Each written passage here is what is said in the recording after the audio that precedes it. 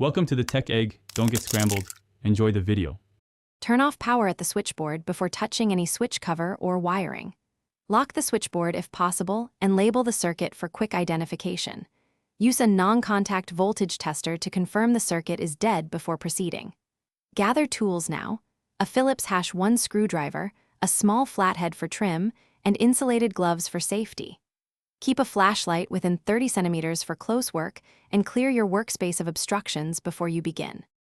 Remove both plate screws using a Phillips #1 screwdriver and place them in a small container.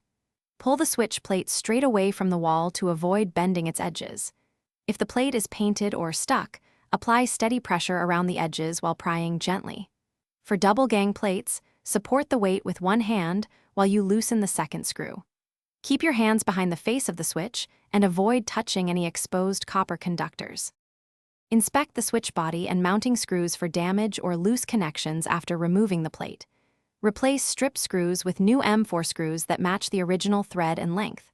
Align the switch cover carefully, start both screws by hand, and tighten them until snug to avoid cracking the plate. Once fitted, give each screw a final quarter turn. Do not over-tighten or use excessive force. Restore power at the switchboard and test the switch. Call a licensed electrician if you see sparks or smell burning. Thanks for watching. Consider subscribing if I helped unscramble your problems.